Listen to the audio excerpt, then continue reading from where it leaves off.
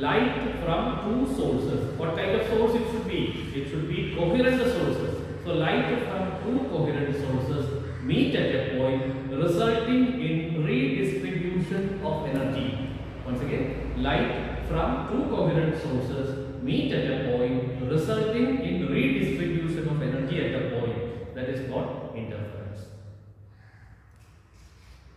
So when they meet at a point, there will be maximum intensity at a particular point. At certain points there will be maximum intensity. At certain points there will be minimum intensity. That means maximum intensity means maximum intensity of light means that point will be very bright. Light falls on a point means that point will be bright, will behave as bright.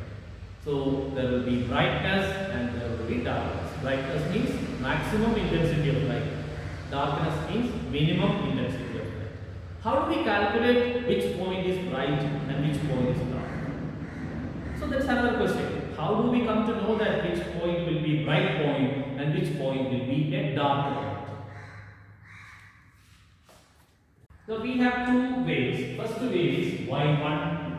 Y1 is A cos omega t. So this is a general representation of a wave. Wave can be represented as A cos omega t or A sin omega t. So it is A is the amplitude. Omega is 2 pi divided by t. Of course, t is the time. This you must remember. So this is a general representation. So this is first wave. This is y1, and the second wave is y2. Y2 can be represented as A. So this is A1, A2 cos omega t plus phi. So as it is where phi is the phase difference. Phi is the phase difference. Okay, once again, there are two waves. First wave is represented as A1 cos omega t. Second wave is represented as A2 cos omega t plus phi. They have the same frequency, that is omega. Omega is same for both.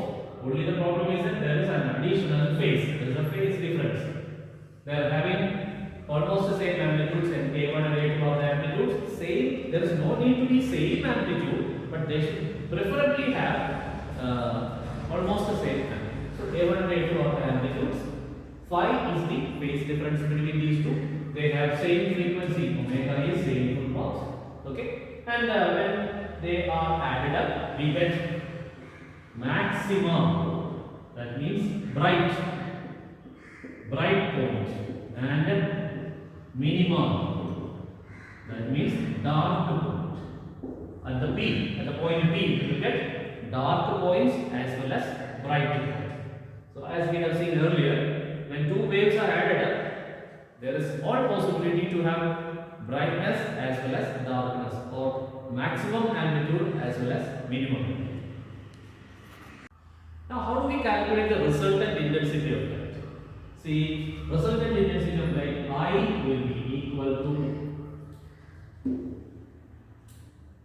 A1 square plus A2 square plus 2A1 A2 A1 square plus A2 square plus 2A1 A2 cos phi.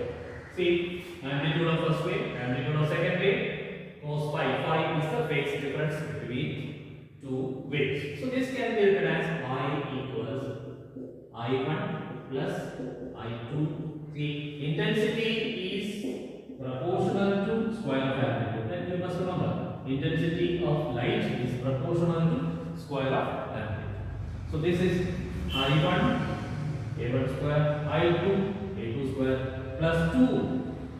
A1 is root of I1. So we can write it as root of I1 I2 cos phi. See here, I1 is A1 square. So A1 can be represented as root of I1. I2 is A2 square. So A2 can be represented as root of A2. So remember, resultant intensity equals I1 plus I2 plus root I1 I2 cos phi. So dear children, if there is no phase difference, phase difference is 0, phi is 0, then cos phi is 1, then it will be I1 I2. So I1 and I2 will be, and if they have the same amplitude, so you can just substitute the values and you can get the final result of this one. So this is a general equation. You can apply this equation to any situation. Now let us think about maxima and minima. What are the conditions for maxima and minima? What happens when maxima occurs and minima occurs? Let's see.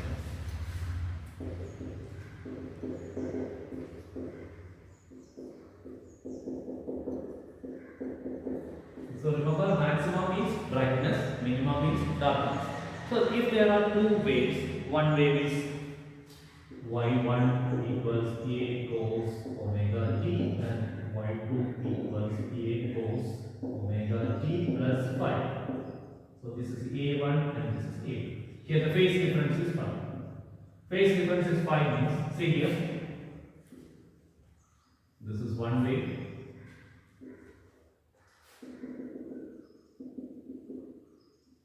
This is another wave.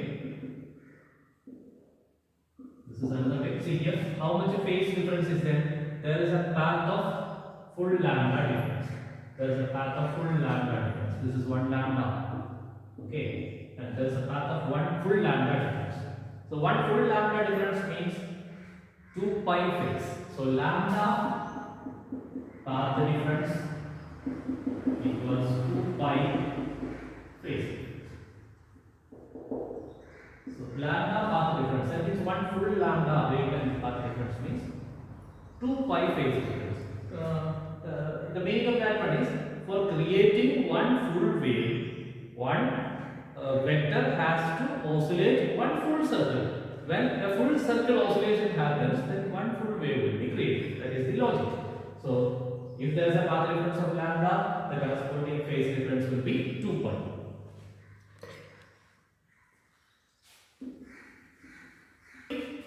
So if phase difference is equal to 2 pi, then let's see what will be the resultant intensity.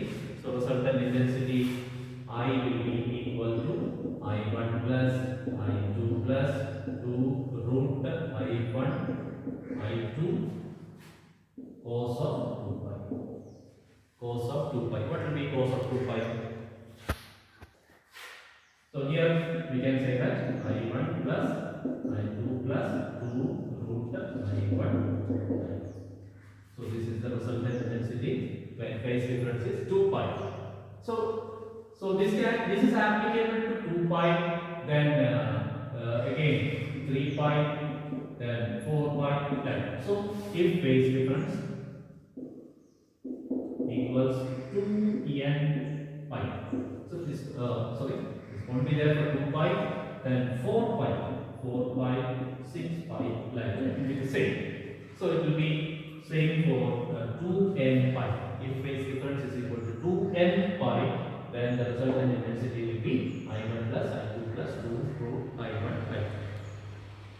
In this case of maxima, similarly in this case of maxima, the path difference here. Path difference here will be lambda, 2 lambda, 3 lambda, like that. So we can write it as n lambda. So if path difference is n lambda, we get maximum. If two waves are there and the path difference between these two waves is equal to n lambda, then we will get maximum at the point P. And if the path difference is n lambda, the corresponding phase difference will be equal to 2n pi. If the path difference is n lambda, the corresponding phase difference will be equal to 2n pi. Now in simple sense, let us explain this in simple sense, very simple sense. This is first part, that is having an amplitude of A1. This is having the second wave. Second wave, same frequency, same phase, and this is having an amplitude of A2. Okay, resultant amplitude. Let's see resultant amplitude. Resultant amplitude equals A1 plus A2. Okay, it will be A1 plus A2. See this one, when we add these two up, simple sense, there is no much physics, there is no much mathematics. In simple sense, it will be, see, a1 plus a. Very simple. Now the intensity I is equal to, so I is equal to a square. Okay, so this is a1 plus a2 the whole square. So a plus b the whole square. It is a1 square plus 2 square plus 2a1 a2. Okay, now? So there is no phase difference. See this one. Phase difference is 0. Phase difference equals 0. Path difference equals 0. There is no phase difference or path difference between A1 and A2. So this is I1 plus I2 plus 2 root I1 I2. Simple sense, very simple. There is no much mathematics or physics involved in this situation. Similarly, we got the first equation there. I equals I1 plus I2 plus 2 root I1 I2 goes 5. Y equals 0. I equals I1 plus I2 plus 2 root I1. See both the cases.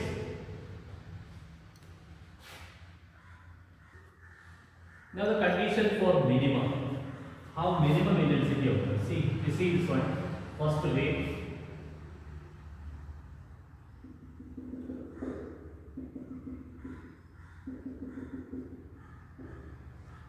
Second way is like this, opposite. See how much is the path difference and how much is the phase. We have to identify how much is the path. See the path difference is, see, half lambda. Path difference here is lambda by 2. Lambda by 2 path difference is there between these two things. Okay. Then how much will be the phase difference? Corresponding phase difference. How much will be the corresponding phase difference? Just think how much will be the corresponding phase difference. So lambda corresponds to 2 pi. So lambda by 2 corresponds to 5. Pi is the phase difference. So here pi is the phase difference. One is vibrating upward, another one is vibrating downward. So one is in these two cases both are having a path difference of lambda by 2 and a phase difference of pi. When these two waves are added up, it is very clear that this will be cancelled by this one. If A1 and A2 are equal, so A1 and A2 are equal, it will create complete darkness. And even if if A1 is exactly not equal to A2, they will give the minimum brightness. Okay, they will give the minimum brightness. That is the logic. If A1 is equal to A2, complete darkness will be there. If A1 is not equal to A2, if A1 is greater than A2 or A2 is greater than A1, they will give the minimum brightness, minimum amplitude and minimum intensity. So that is the logic. So this can be pi, or in general we can write 2n minus 1 pi. That is n is equal to, let's say n is equal to 1, it will be phase difference will be pi. So n is equal to 2, it will be phase difference will be 3 pi. Okay, 3 pi. For 2 pi we get maximum, 3 pi we get minimum. For 0 we get maximum. Phase difference is 0, we get maximum. Phase difference is pi, we get minimum. Phase difference is 2 pi, we get again maximum. Phase difference is 3 pi, we get minimum. That's why that is 2n minus 1. If phase difference is 2n minus 1, we get minimum intensity, minimum brightness or minimum intensity. Similarly, the path difference will be 2n minus 1 lambda. Corresponding path difference will be 2n minus 1 lambda by 2. So remember, if path difference is n lambda, it will be brightness. If path difference is 2n minus 1 lambda by 2, it will be minimum. Okay. So if path difference is n lambda, it will be maximum. If path difference is 2n minus 1 lambda by 2, it will be minimum. Similarly, if phase difference is 2 pi, 0, 2 pi, like that. N pi, n pi. If it is n pi, it will be maximum. And if phase difference is 2n minus 1 pi, 2n minus 1 pi, it will be okay. So the two waves, two coherent waves of which are having same frequency, same phase, and preferably of same amplitude. When these coherent waves add at a point, there is maximum as well as minimum coupling. Okay, meet you in the next one.